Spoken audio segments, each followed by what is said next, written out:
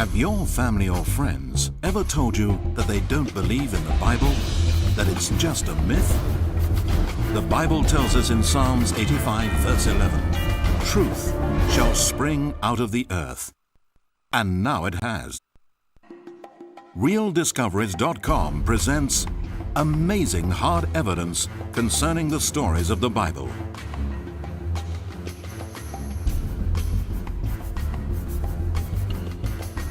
For generations, the Holy Land has kept its secrets hidden. Secrets which strongly support the Bible's account of history. The Real Discoveries team dig deep in search of the truth behind the people and places described in biblical stories and unearth some truly breathtaking findings. Real people, real places. RealDiscoveries.com. Journey on with the Real Discoveries team as they search for the true location of the tomb of Jesus Christ and the real site of his crucifixion.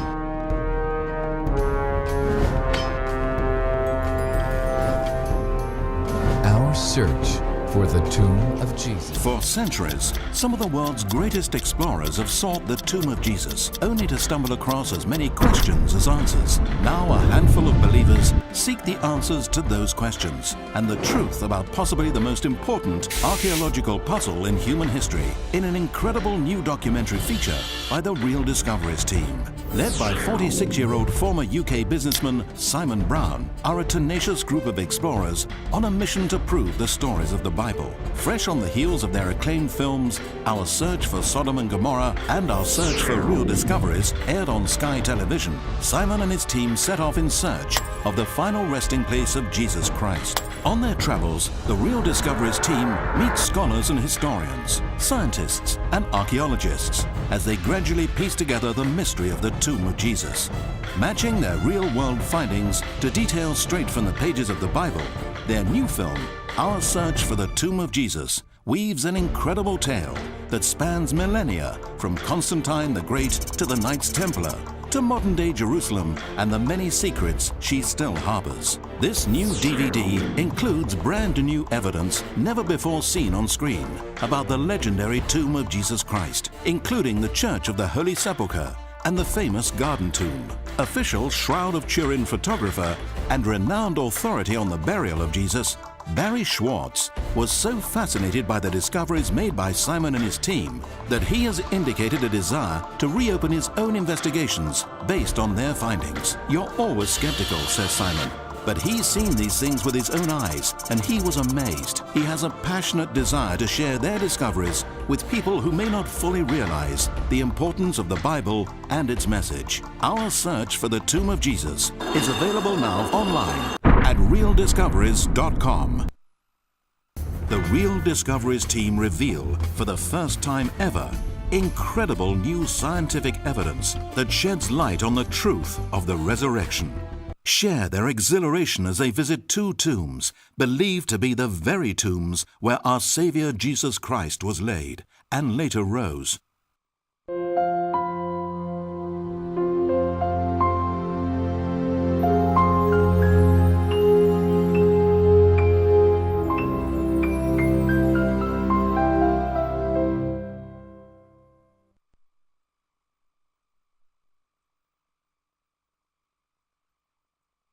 Christians believe that Jesus was crucified at a place called Golgotha, outside the walls of Jerusalem on Good Friday.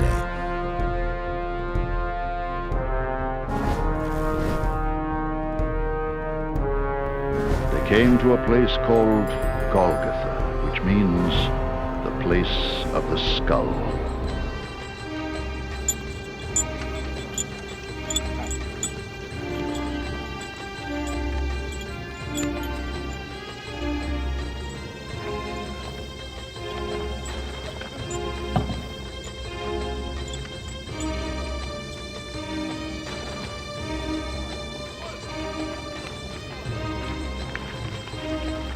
There they offered Jesus wine to drink, mixed with gall.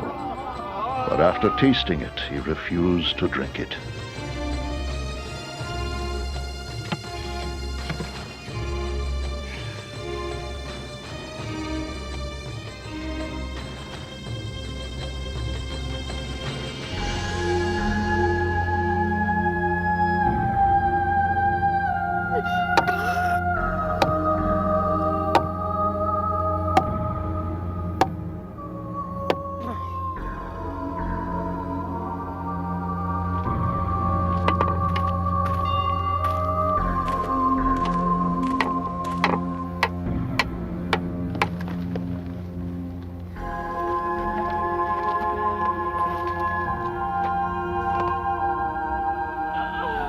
When they had crucified him, they divided up his clothes by casting lots.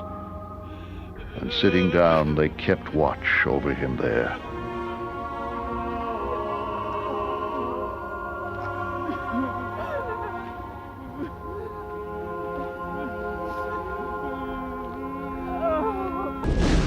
From the 6th hour until the 9th hour, darkness came over all the land.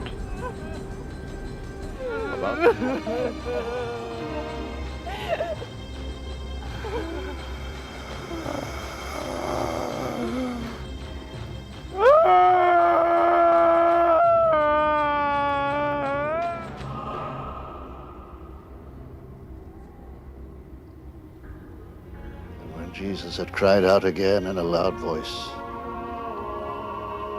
he gave up his spirit.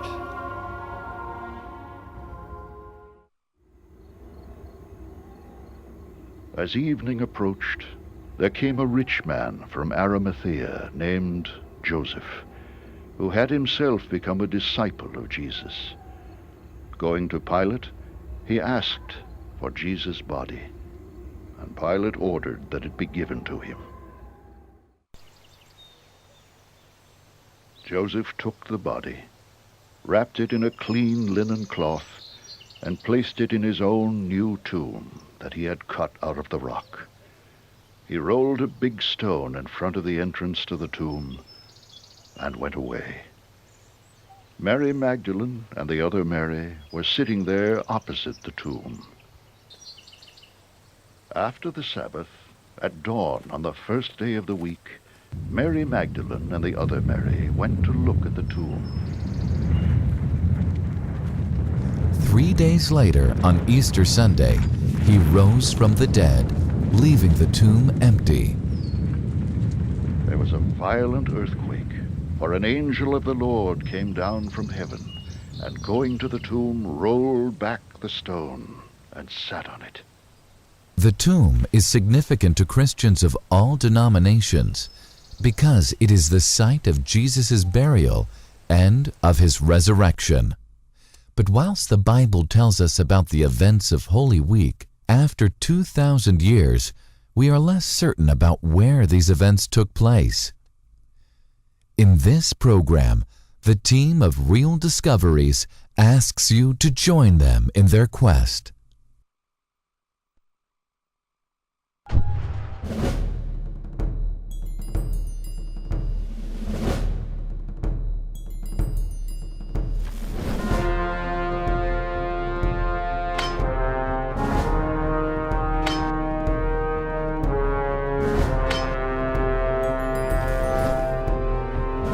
Search for the tomb of Jesus.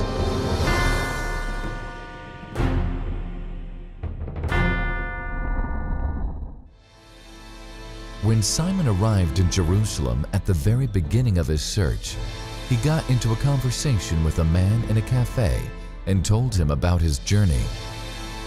The man quickly volunteered to take him to the tomb of Jesus, but as he followed him down dark alleys, he asked himself if his guide was really a guide at all, and if he planned to rob him instead. Certainly, the man tried to lure him into souvenir shops.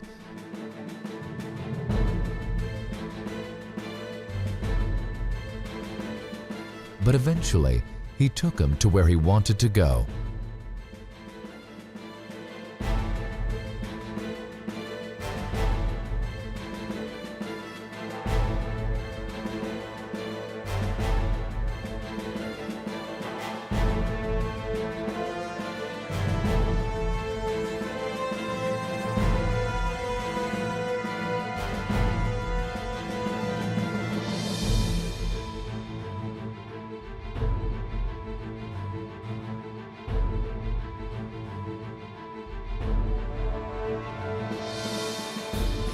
But was it where he wanted to go?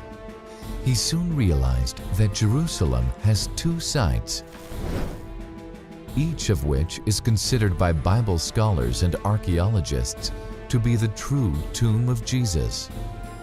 But they can't both be the site. And why have the arguments about Jesus' tomb become so enmeshed with issues of doctrine and denominations? To begin at the beginning, there are two sites laying claim to the actual tomb of Jesus: the Church of the Holy Sepulchre, which we shall look at first,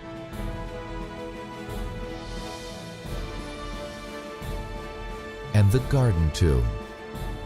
The site where the Church of the Holy Sepulchre stands has been visited and venerated for longer than its rival, the tomb in the garden, and has all the authenticity of ancient tradition to bolster its claim. The site was discovered by the mother of an emperor, later to be declared Saint Helena, and her son Constantine the Great ordered the first church to be built. So, its credentials are impressive. In 313 AD, Constantine had declared Christianity the official state religion of the Roman Empire and transformed what was still a minority sect into a religion that would dominate both the Western and Eastern empires. But over time, Christianity fractured into many denominations, each battling with the other for control of the shrine we call the Holy Sepulchre. Saint Helena, Constantine the Great's mother, newly converted to Christianity, set out from Rome from Palestine to find the site of both Jesus' crucifixion and his burial. The Romano-Greek historian Socrates Scholasticus, who wrote his ecclesiastical history less than a century later, tells us that Helena found not only the burial site, but also wood, nails, and fragments of the true cross. The site was covered by the building work ordered by the Emperor Hadrian after the Jewish revolt in AD 70, when the Temple of Solomon was destroyed. Two Muslim families were given the right to guard the church, one to hold the key and the other to guard the door. This tradition continues today in a line unbroken since Saladin ordered it so in 1192. As the Christian church fragmented, the Muslim Ottoman emperor gave each sect a zone of control, part of the church for which they were responsible, where they could celebrate their own liturgy. Roman Catholics, Greek Orthodox, Armenian Apostolic, Ethiopian Orthodox, and Coptic Christians were included. Now Jerusalem is a city in the state of Israel. This arrangement continues even today. The Church of the Holy Sepulchre is heavy with tradition. It is the spiritual home of all the major Christian denominations, excepting Protestants. But is it the site of the tomb of Jesus, or simply tradition? Has the site simply had too much invested in it? Before we move on, let us take a closer look. Most of the present church was built in the 19th century, and although the first dome was built in the 4th century, the dome of the rotunda you see here dates only from 1870. Just inside the entrance, we can see the anointing stone where the women would have prepared Jesus' body for burial.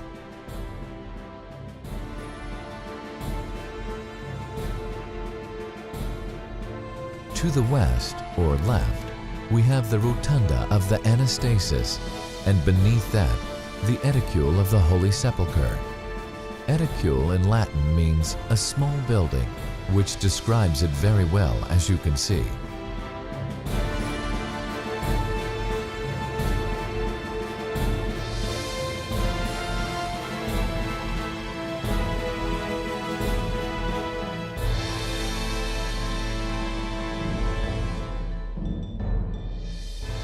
To the right, which is to the east, we can see a stairway that leads to Golgotha, or Calvary, where Jesus was crucified.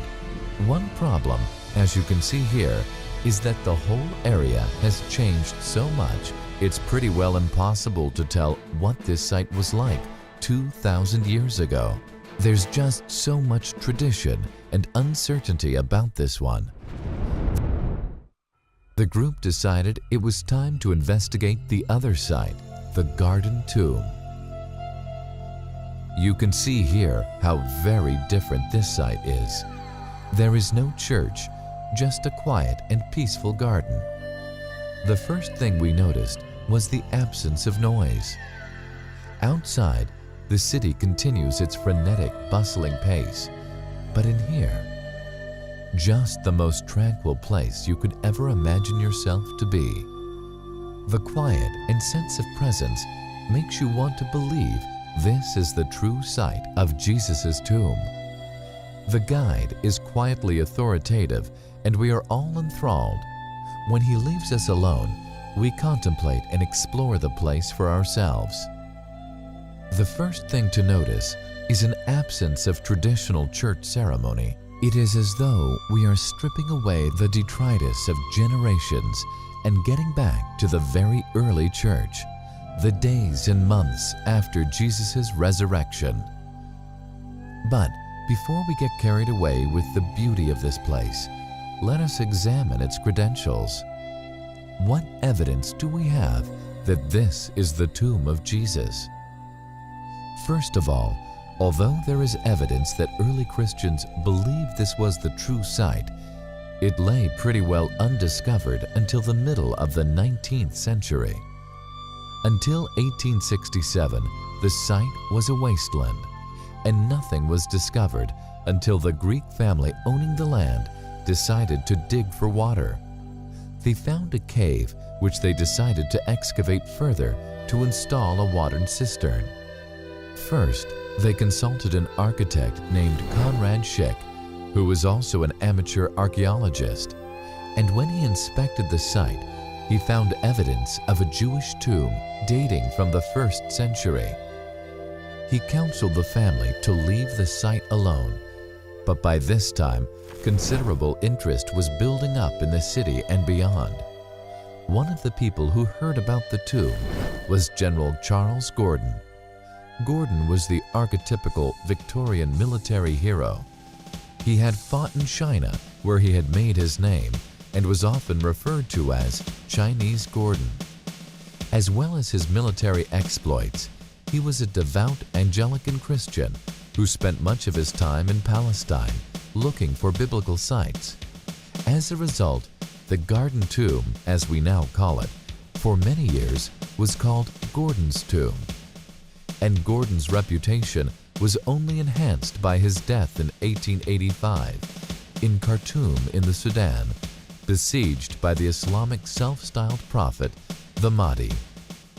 These events were portrayed in the 1966 film Khartoum, with Laurence Olivier playing the Mahdi and Charlton Heston, Gordon. We mention Gordon's involvement in the discovery of the Gordon or Garden Tomb because, as we shall see later, a great deal of the attribution issue tends to turn upon the status of the personalities involved. A Roman emperor, a saint, and a British military hero who died a brave and romantic death.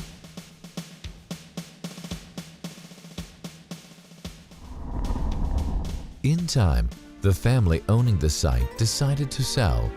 It was already becoming a prime item of real estate, and the Times of September 22, 1892 carried an appeal to raise £2,000 to buy it.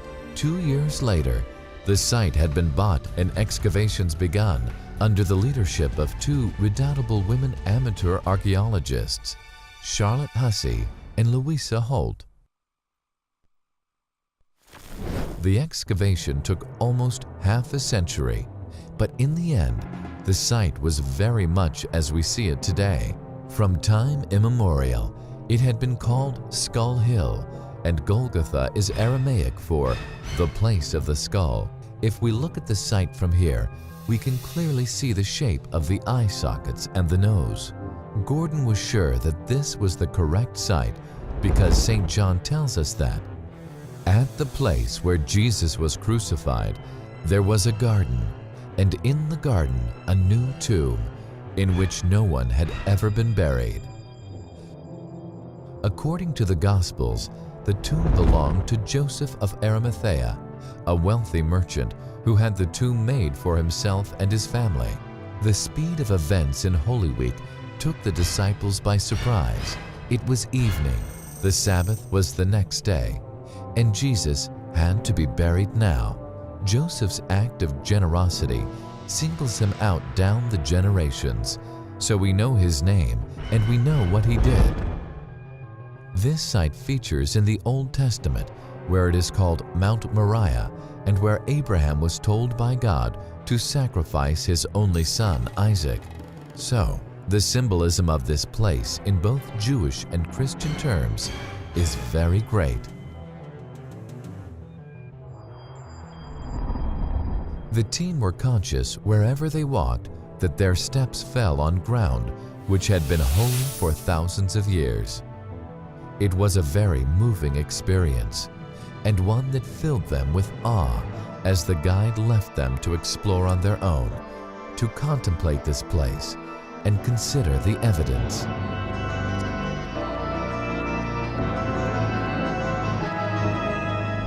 St. John tells us that the site where Jesus was crucified and where he was buried was outside the city walls, somewhere high up that could be seen from a long way off.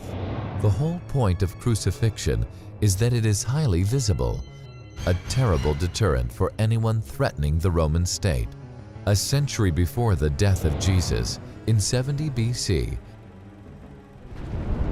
the slave Spartacus led a rebellion that was put down so brutally that almost 7,000 men from his army were crucified on a great avenue of crosses along the Appian Way.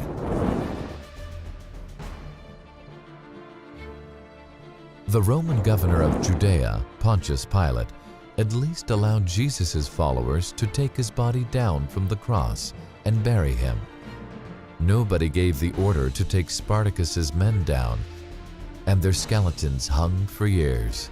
This was a very brutal time, and crucifixion a very brutal death. The Garden Tomb is a short walk from the old city walls, near the Damascus Gate, and just around the corner is the tomb itself. City wall down there. That's Mount Moriah, the north end up there. And that's the skull over there. As you can see, the door into the tomb is quite small, but the tomb itself roomy, about 14.5 feet by 10 and 7.5 feet high, which is quite high considering that few men stood more than 6 feet tall. The entrance would be made intentionally small to deter grave robbers. To the front, we see the weeping chamber. The mourners would be women. On the right, here, a low wall hewn from the rock divides the room. Below, a pillow has been cut out of the rock, and beyond, an unfinished tomb, perhaps intended for Joseph of Arimathea's wife. There is a small window in the outer wall. If you look up here, you can see what appears to be a window in the tomb. We're not actually certain what it was for. It could have been for ventilation purposes.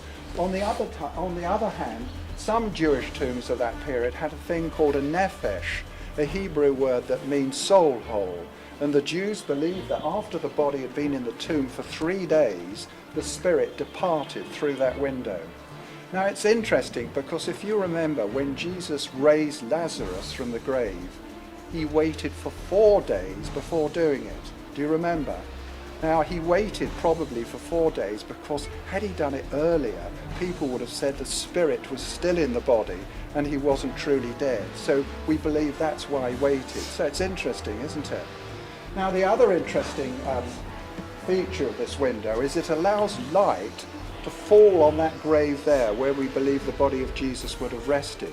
And that would explain why John was able to bend over and look in and actually see to the tomb and see the linen cloth lying there, because I feel if it was one of those other tombs he'd be looking into a black hole and would not have been able to see. So again, it does fit the biblical picture. The tomb is certainly large enough for Peter and John to enter it and find 2 angels seated where Jesus' body had lain, one at the head and the other at the foot. Only the finished localus, the grave area, looks to have been used.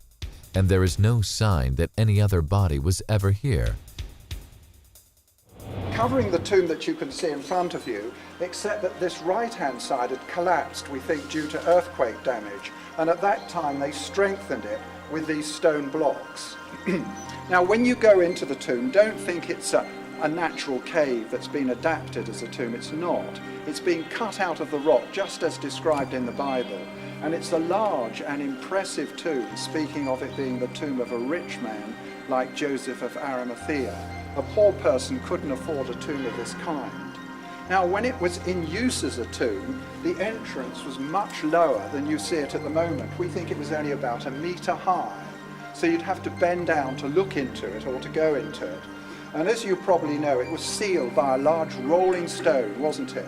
Now, we've never found that original stone, but it would have looked a little like that one behind you. Can you see that one there? That one's dated back to that period, so it gives you some idea of what it looked like.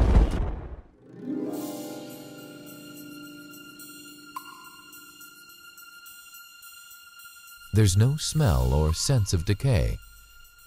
If this had been Joseph of Arimathea's unfinished family tomb, it would almost certainly have looked like this. Jesus rose from the dead in 3 days, and his body did not decay. That the tomb was prepared in a hurry. Here are the chisel marks to show where the rock was hollowed out.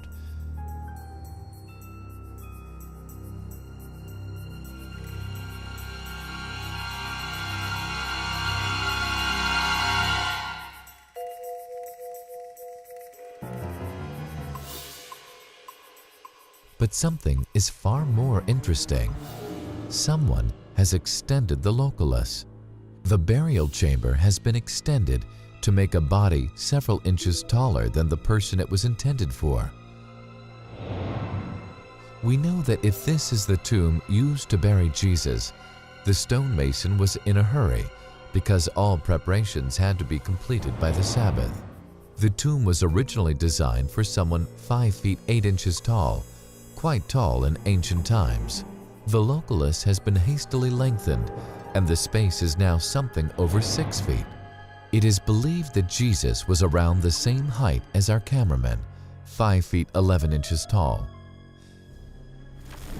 Now we come to investigate the area outside the tomb. There is a large cistern which confirms that it was almost certainly a garden in Jesus' time. The dry climate meant saving water for irrigation in underground containers in the rock. This cistern holds 250,000 gallons of water, the 3rd largest in Jerusalem, and it must have been used to irrigate a large and luxuriant garden.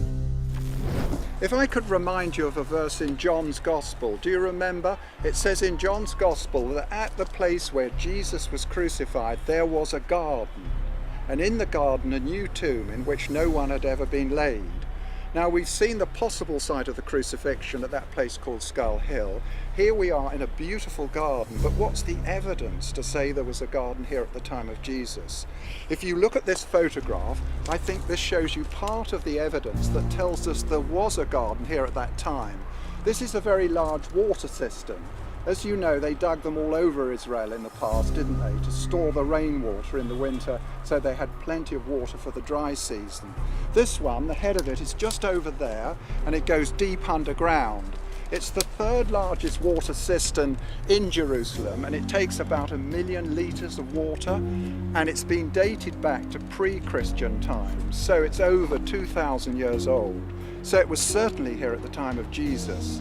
Now, the discovery of this cistern and also an ancient wine press that's been found here tell us this was a garden at that time, not the sort of garden that you're looking at now, but we believe it was a cultivated area, and we think it was probably a vineyard for growing grapes with lots of water in this to water those grapes.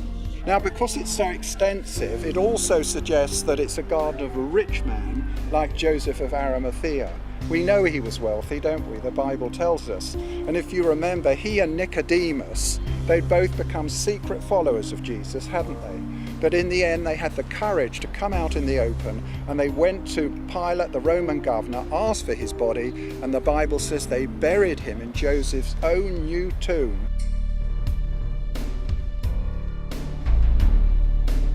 So all the three things described in John's Gospel are found here on this site. So you can see how well it does fit the biblical account.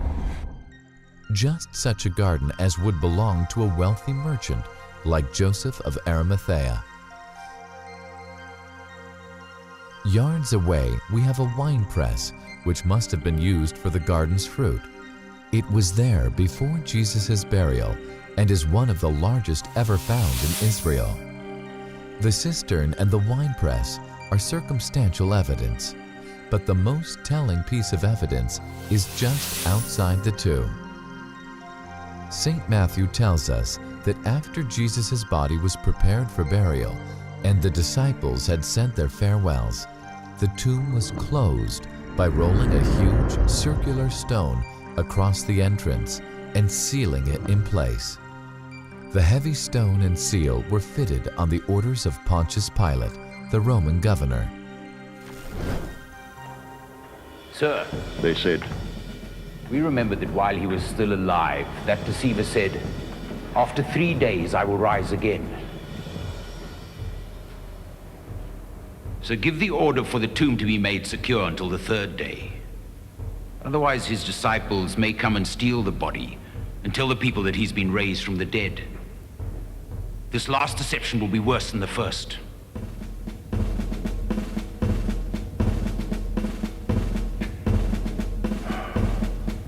Take a guard. Go make the tomb as secure as you know how.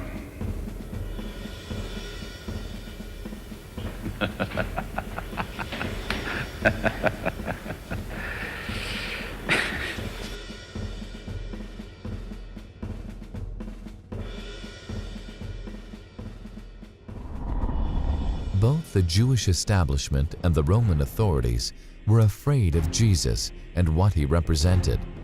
After all, only a few days ago, he had overturned the moneylenders' tables in the temple and told they were mocking God. He was threatening both the Jewish establishment and the Roman occupiers.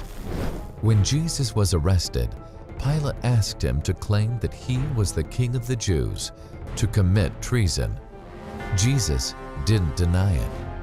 He turned it back on Pilate. Is that your own idea? No wonder the Romans were jittery. The chief priest and the Pharisees already knew the prophecy that the Messiah would rise again and were desperate to make sure that when Jesus was dead and buried, he would stay that way. Looking at this model, we can see how the tomb was sealed. Here's the entrance, and outside it, the great stone with its guide track for rolling it into place. Once the stone was rolled along the guide track, completely covering the entrance, it stopped. We can see the ledge that stopped it to the right.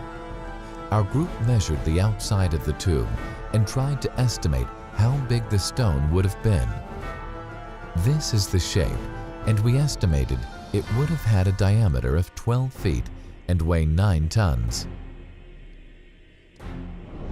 To prevent anyone rolling the stone back, an iron spike may have been driven into the rock face.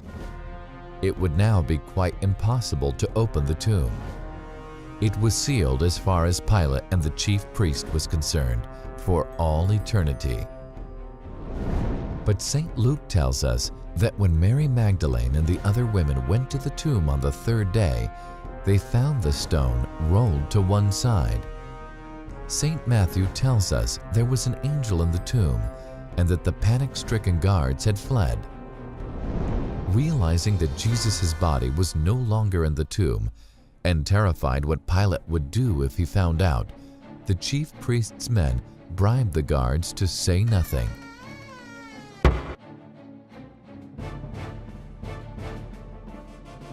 You are to say, his disciples came during the night and stole him away while we were asleep. If this report gets to the governor, we will satisfy him and keep you out of trouble.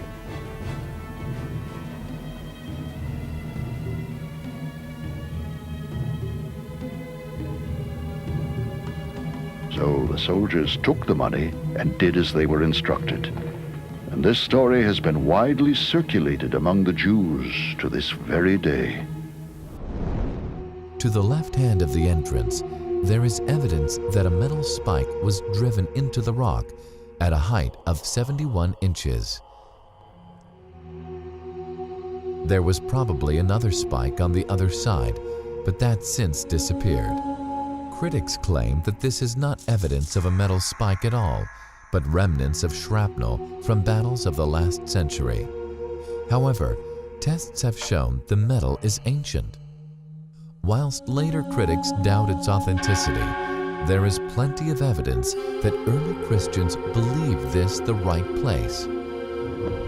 The walls inside the tomb have red crosses etched and painted into them, together with the Greek symbols for Alpha and Omega, which Jesus, with the phrase, "I am the Alpha and the Omega, the beginning and the end, the first and the last," was used as a metaphor for himself.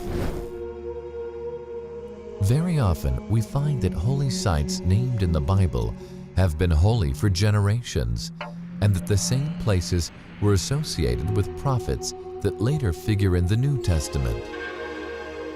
We decided to investigate the links between the Temple and Garden Tomb to events in the Old Testament. The Temple Mount itself, when we look at a topographic view, forms a Yod, which is the 10th letter in the Hebrew alphabet, the first letter in God's name in Hebrew. When written down, it forms the shape of a hand, as is clear from the picture. In Deuteronomy, Jehovah tells the Israelites to make sacrifices where I shall place my name. In Old Testament times, this whole area was known as Mount Moriah, made famous by the story of Abraham and Isaac. In the New Testament, the key site becomes the Temple on the Mount, because it was here that Jesus preached his most famous sermon, confronting the religious leaders of the day for their hypocrisy. The Temple on the Mount is 741 meters above sea level, but it is not the highest point. The top of the mountain, Golgotha, stands 777 meters high. 777, 3 sevens, in biblical terms, the perfect number, the beginning and the end, Alpha and Omega. So was God foretelling the sacrifice of his own son? Through the testing of Abraham? Near the part of the site that looks like the base of the skull, the team found what many scholars believe to be Jeremiah's grotto, or prison. Jeremiah is famous in the Old Testament and in medieval paintings for his lamentations on the first fall of Jerusalem, which occurred in 587 BC. The team could find no evidence of this grotto apart from this ancient map, which clearly bears the legend Jeremiah's Gate.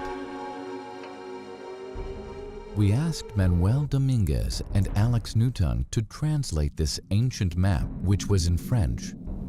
Does it look like Jeremiah grotto? Let me see. Grotte de Jérémie. Yes, that's it. It's Jeremiah's grotto. I think it is. Are you sure? Yeah, it's Jeremiah grotto. Grotte de Jérémie. Right, that's right. Very interesting. That is very accurate. The site of Jeremiah's grotto is directly opposite and is now a banana warehouse. The present owner was most hospitable, kindly showing us around. By now, the team had found so much evidence that their heads were reeling. Unfortunately, it was also time to go home, and from this point onwards, most of our inquiries would become library and internet-based, but no less exciting for that. One of the advantages of the internet is being able to call up documents and maps at the click of a mouse, but Simon spent many hours on the computer before he managed to find what he was looking for. The question was, what other evidence is out there to prove whether or not the tomb in the garden is the real thing. The topography of the landscape forms crucial evidence. At the Church of the Holy Sepulchre, it was impossible to imagine what it must have looked like in Jesus' time. At the tomb in the garden, this is somewhat easier. It's a garden. The image of a garden recurs in several paintings of the scene.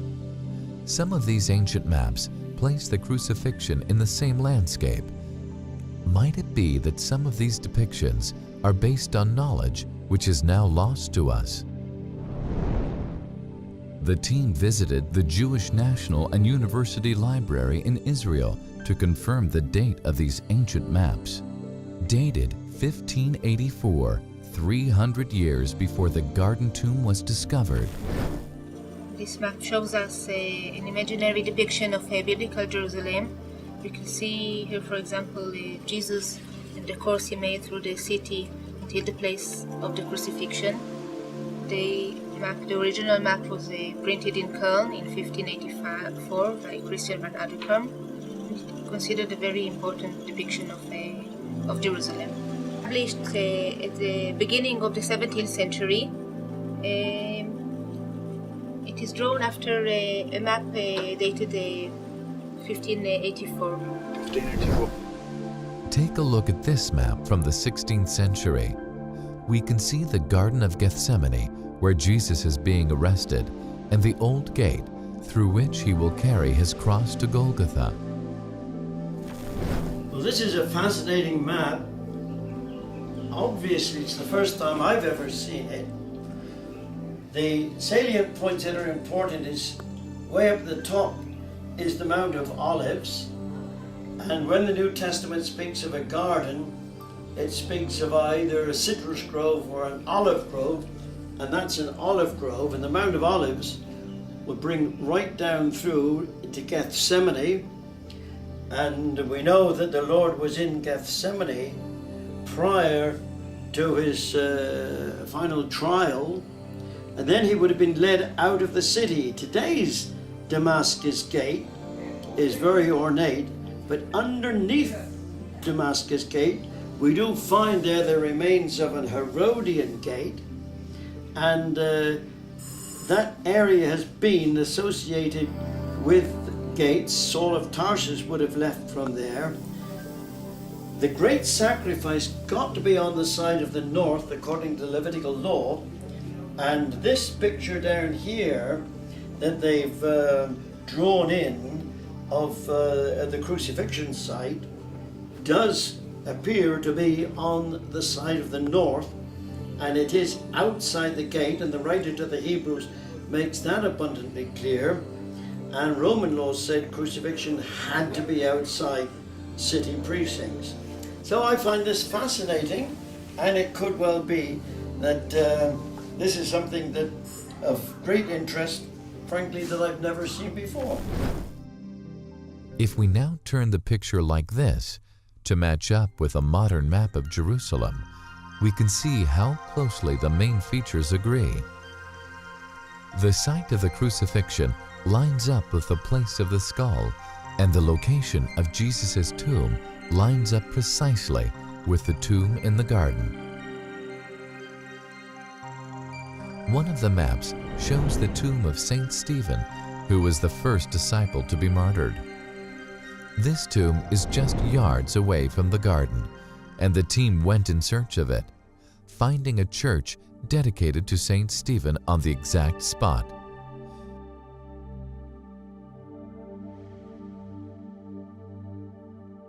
This raises another series of questions.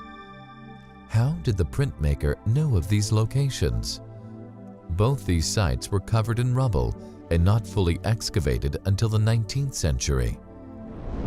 The city boundaries have changed and the walls have been rebuilt.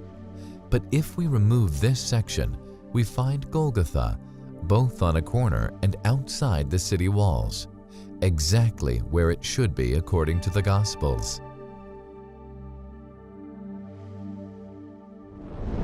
An earlier map, drawn before Christ, shows the position of the early walls with great accuracy and puts the gate of Ephraim in the same position as later editions.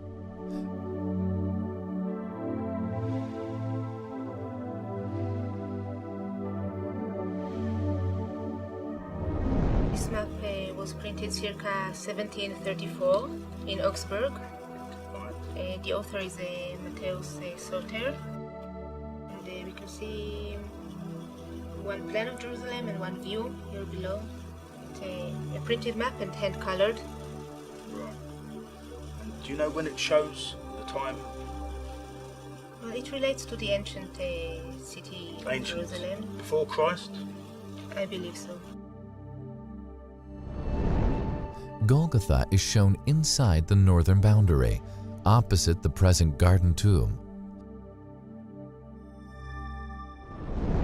Due to the height of the rock, no gate existed adjacent to Calvary.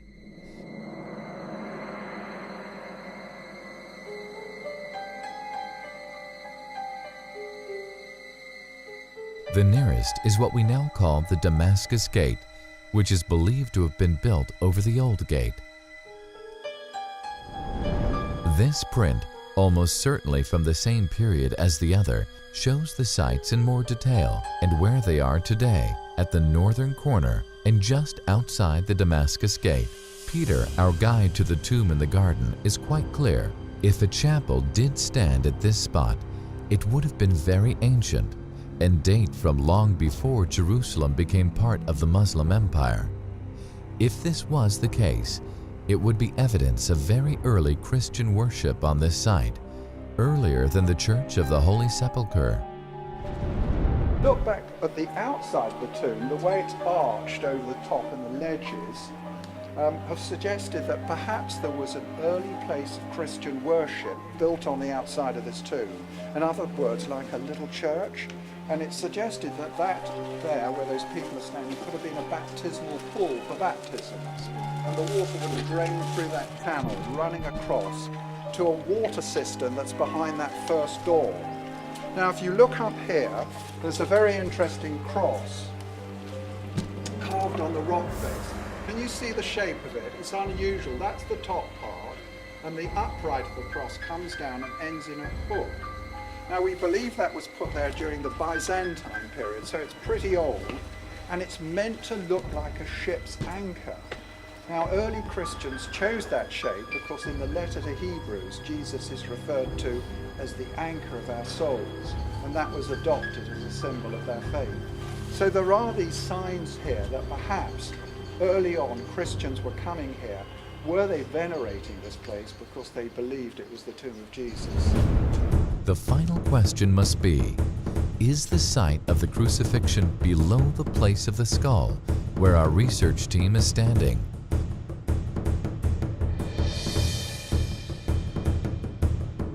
Or above the escarpment, as shown in the next picture? We can find nothing in the scriptures to tell us.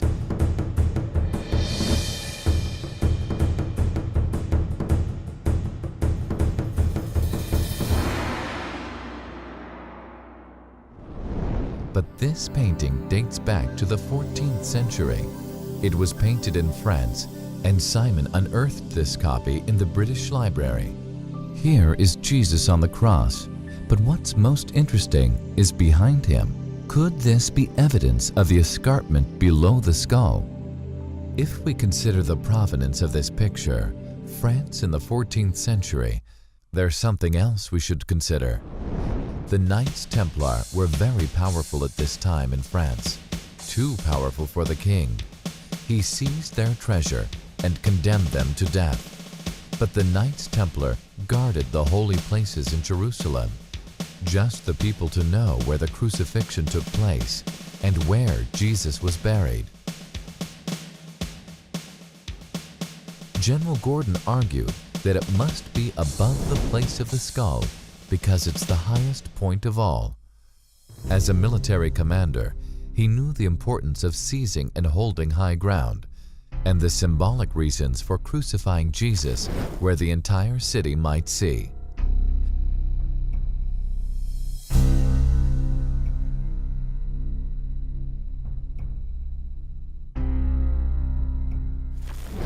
As we have seen, both the Church of the Holy Sepulchre and the Tomb of the Garden are accepted by one set of scholars or another as the site of Jesus' tomb. The Holy Sepulchre has centuries of tradition behind it and the first Christian Roman emperor as its patron.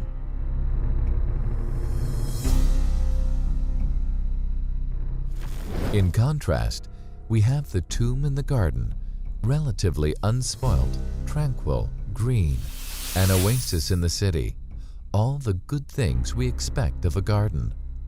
The garden, too, has become caught up in the battles and feuds between the different denominations. For a time, at General Gordon's instigation, the Anglican Church adopted the site, but no longer. On one level, what does it matter which or either is the true site of the tomb? Frankly, I don't mind what we think about the place, because the place isn't important. What is important is the person behind the place.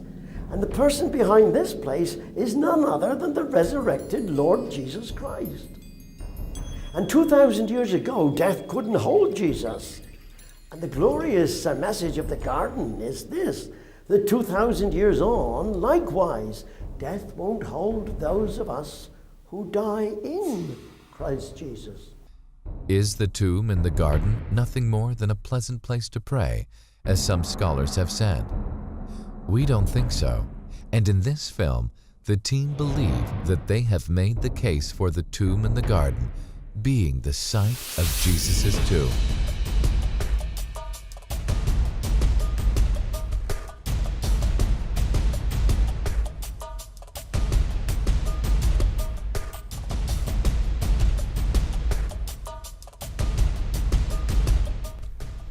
So, drawing from all of the resources we have used, what have we discovered about this story?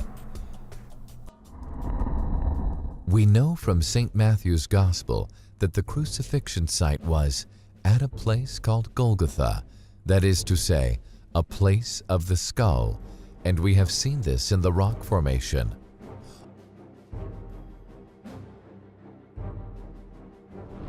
Only yards from here, there is a tomb cut from the rock, which St. Matthew describes thus: after wrapping Jesus in a clean linen cloth, Joseph of Arimathea laid him in his own new tomb, which he had hewn from the rock.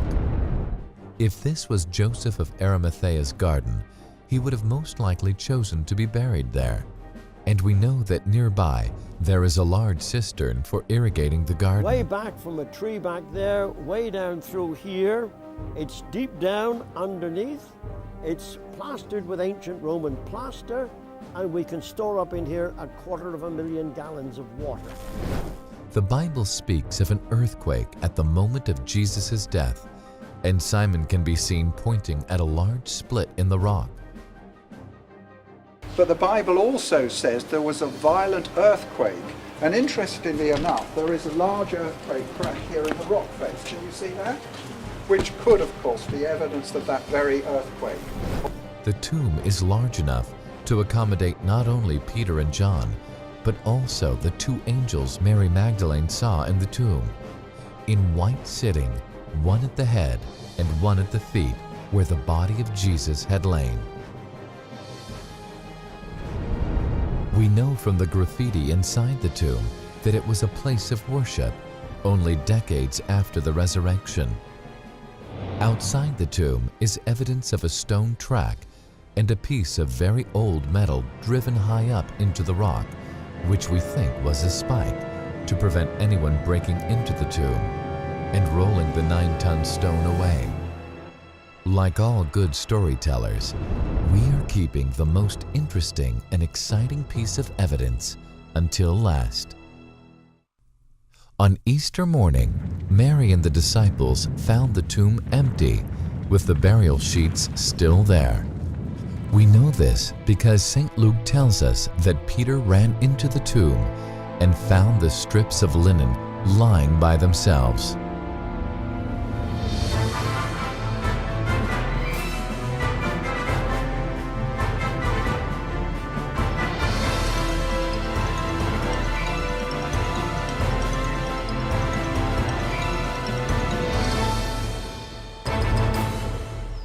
Turin Cathedral is home to a relic venerated by many and questioned by some, It is a piece of cloth that carries the marks of a human body, a man whose face and torso are bloody, lacerated, and tortured. The cloth also shows the marks from what could be a crown of thorns and a spear wound in the side. It is just as Jesus' body would have looked when it was placed in the tomb. This is the Turin Shroud. You will remember the tomb in the garden had been hurriedly cut out, as if the body which was going to be buried was taller than the man who had given the tomb, the man who should have been buried in it. Have a look around, you can see the whole place is shaped. Cut, made, and over here is the lochra, the grave area. Now we've got two graves here. This one, and this has never been finished. This is how they would cut a grave. Just square, stone pillow at this end, resting place, and then they would wait until they knew how tall the person was to be rested there. And then they would finish it as we see that grave on the far side. It's got a foot portion cut out, just a little portion cut out for their feet. That tells us that grave was used. Someone lay there. And the New Testament says that Joseph gave to Jesus a new tomb in which no one else ever lay. On a hunch, Simon contacted 10 scholars who over the years have worked on the Turin Shroud. There were many questions he wanted to ask, but one held the key for him. How tall was the man in the Turin Shroud? The first reply dropped into his email box in just an hour. In reply to your enquiry, the height of the man in the Turin Shroud is 5 feet 11 inches. A tall man, then, would fit into the hurriedly altered tomb. The extra inches would accommodate Jesus rather than the 5 feet 8 of Joseph of Arimathea. This was most exciting news for Simon. That night, he could not sleep as he waited for the other replies to drop in. All were of the same opinion. One reply was from Barry Schwartz, an American who had been the official photographer of the Shroud of Turin research project. In 1978, this was the first scientific attempt to prove the shroud's authenticity. Barry confirmed the team's findings. First question people always ask me is, how did you get involved with the Shroud of Turin? After all, you're Jewish. And of course, I always say pretty much the same thing. That's exactly what I said when they asked me.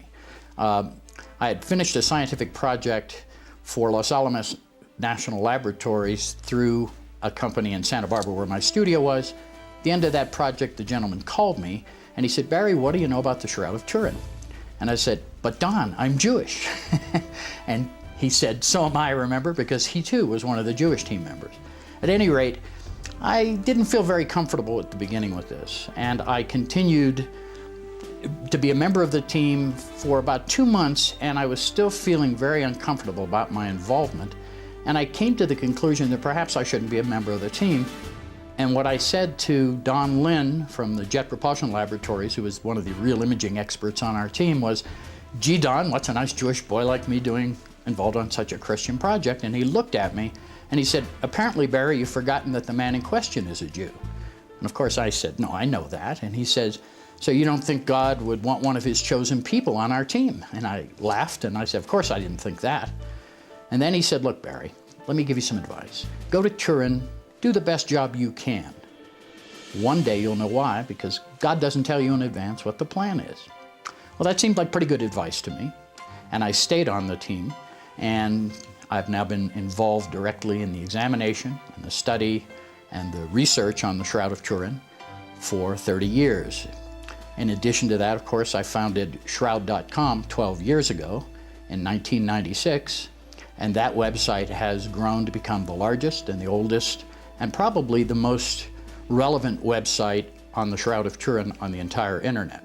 And the reason for that simply is that I have no bias from a Christian or non-Christian point of view. I can stick to the science, I can stick to the facts, and so I guess I serve a bigger role in the world of the shroud today, as someone who brings this information to a broader audience. And interestingly, the photographs I made in 1978 are probably far less important than the contribution that I've now made over the last 12 years. The Shroud of Turin is almost certainly the most tangible relic of Jesus' life and death. Obviously, the most important thing on the Shroud of Turin is the image of a man, front and back, ventral and dorsal, that appears along the full length of the cloth, with the ventral and dorsal images head to head with an appropriate space between them for the cloth to have been wrapped the way it was. Of course, the most important thing that we see, if we look at the ventral image, front image, is the man himself. And as he stands there, you can see his arms crossed before him. You can see his shoulders, although they were damaged in the fire of 1532 and there are holes and patches there now. You can then look down the body, see the crossed hands. You can then see the legs, the knees, the thighs, the calves, and even the feet on the ventral image.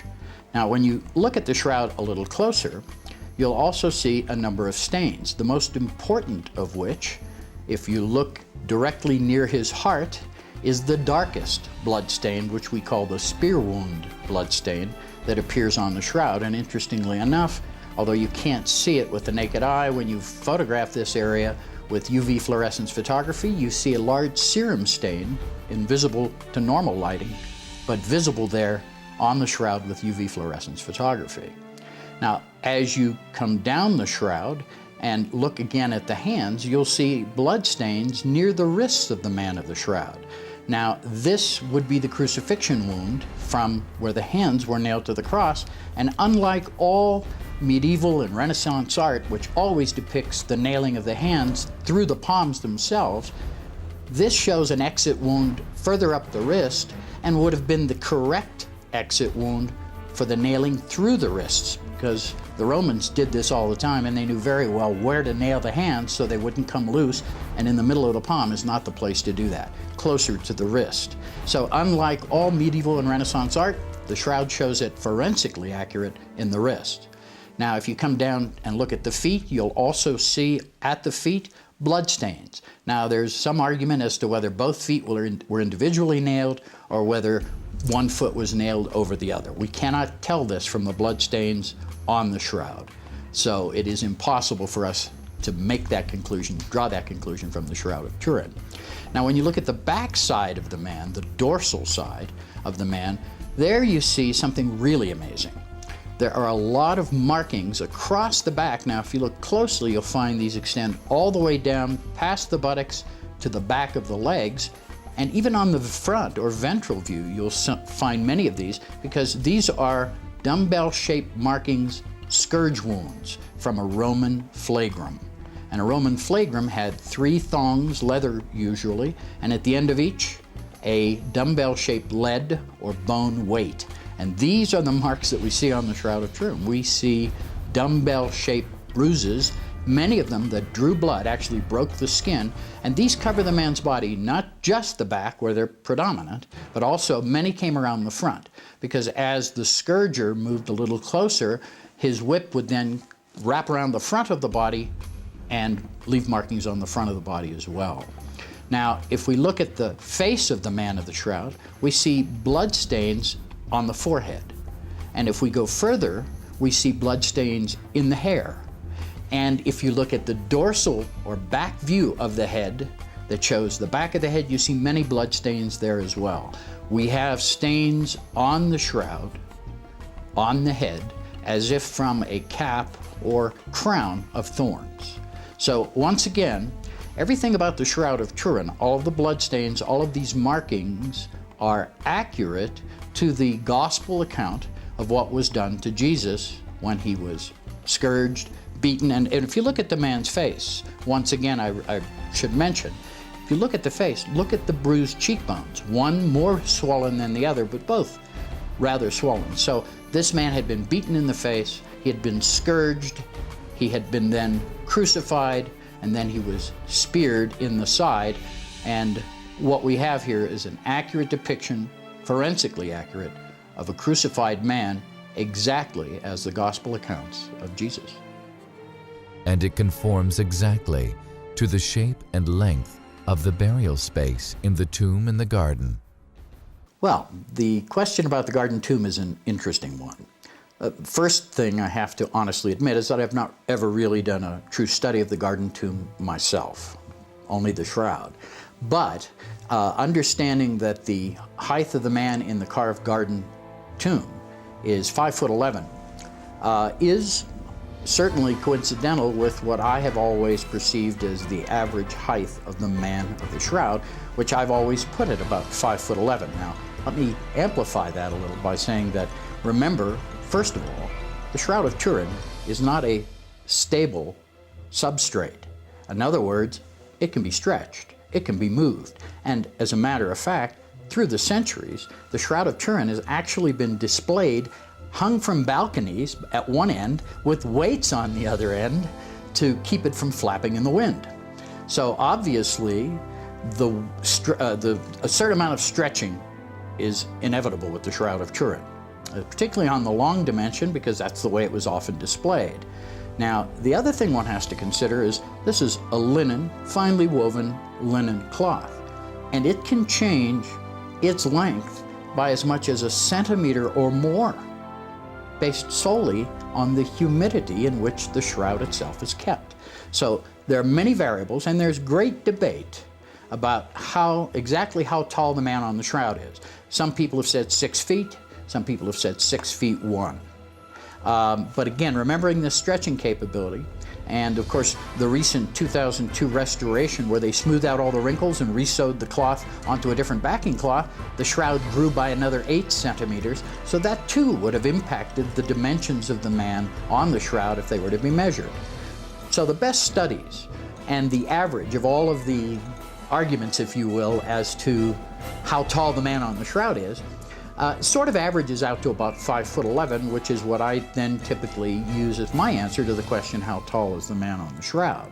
Remember, I came to that conclusion long before I knew about the garden tomb. So, is this a coincidence? Well, if the garden tomb is the authentic tomb in which Jesus was buried, and if the Shroud of Turin is the authentic cloth that wrapped his body, then it would go to, one could easily conclude then that it makes sense that they would both be the same height. As I said, I've never made the study of the garden tomb, although I might not want to put it aside, might want to go do a little more research now myself, just because I find this is a fascinating coincidence.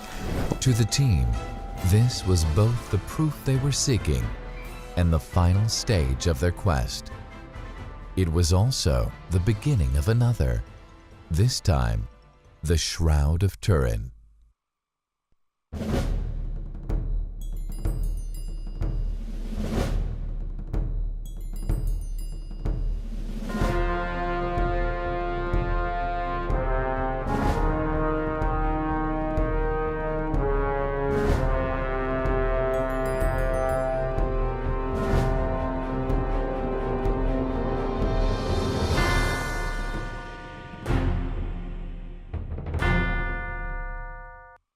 Suddenly, Jesus met them. Greetings, he said.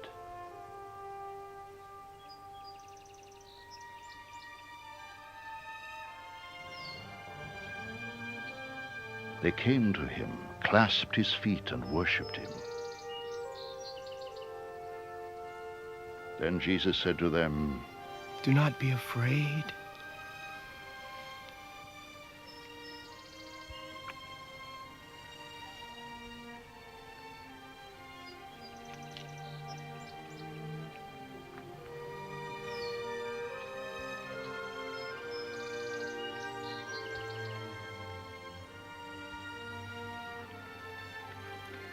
Go and tell my brothers to go to Galilee. There they will see me."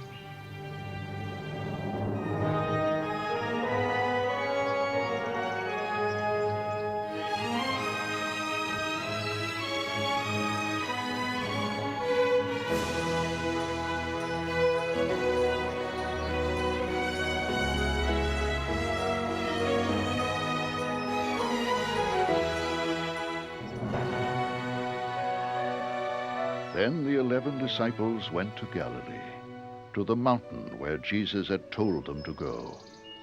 When they saw him, they worshipped him, but some doubted. Then Jesus came to them and said, All authority in heaven and on earth has been given to me. Therefore, go and make disciples of all nations, baptizing them in the name of the Father, and of the Son, and of the Holy Spirit, and teaching them to obey everything I have commanded you.